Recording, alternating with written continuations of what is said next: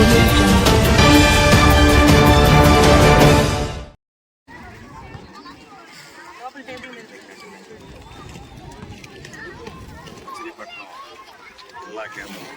కేంద్రంలో ఉన్నటువంటి జిల్లా క్రీడా సంస్థ మరి ఈ రోజున పిల్లలతో ట్రైనీస్తో కళకళలాడుతూ ఉంది. చక్కని ఇన్స్ట్రక్టర్లు స్కేటింగ్, అదేవిధంగా బాస్కెట్బాల్, లోపల షటిల్, టెన్నిస్ కూడా ఇక్కడ నేర్పుతున్నారు. దాదాపు 200 మంది పిల్లలు నిత్యం ఇక్కడ ట్రైనప్ అవుతున్నారు. మరి ఇక్కడ కొన్ని మౌలిక సదుపాయాలు లేవని చెప్పి పేరెంట్స్ నిజంగా చూస్తుంటే ఈ పిల్లలు స్కేటింగ్ చేస్తుంటే పేరెంట్స్ కళ్ళల్లో ఆనందం కనపడుతుంది. వాళ్ళల్లో ఆనందం చూసి మాకు ఆనందం వేస్తాం. మరి వీళ్ళకి కొంచెం అక్కడ చుట్టూ ఇసుక తోలి బెంచీలు వేసి వాళ్ళు అక్కడ కూర్చుని కుర్చీల్లో ఆ బెంచీల మీద వీక్షిస్తే వాళ్ళకి కంఫర్టబుల్గా ఉంటుంది. అదేవిధంగా మంచినీటి సౌకర్యం ఏర్పాటు చేశారు.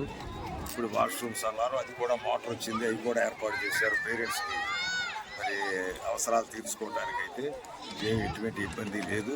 మరి ఇంకా దీన్ని మరింత వృద్ధి చేసి లైటింగ్ పెట్టి నైట్ షిఫ్ట్లు కూడా అవసరమైతే ఇంకా పెంచుతాం. ఇంకా పిల్లలు పెరిగేట్టున్నారు.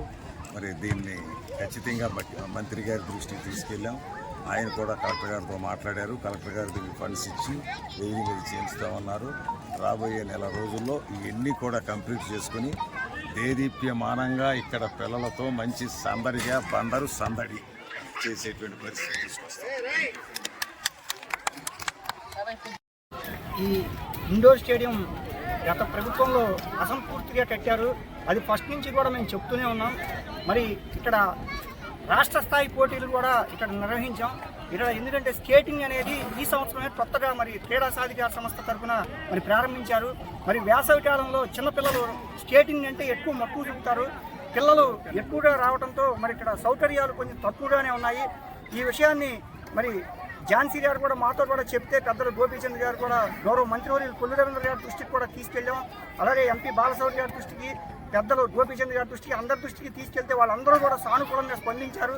ఇవాళ మంత్రి గారే గోపీచంద్ గారిని ఇక్కడికి పంపించి ఈ స్టేడియంలో స్థితిగతులు చూడమని చెప్పి పెద్దలు గోపీచంద్ గారిని మరి ఇక్కడికి పంపించడం మంత్రి గారు కూడా జరిగింది.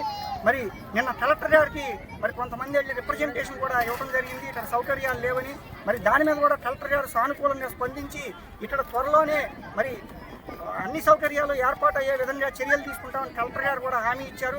ఎందుకంటే ఈ డివిజన్లో మరి ఇంతమంది వచ్చి పిల్లలు ఆడుతున్నారంటే ఇక్కడ మౌలిక సదుపాయాలు కలుగు చేయాల్సిన బాధ్యత మా మీద ఎంతైనా ఉంది.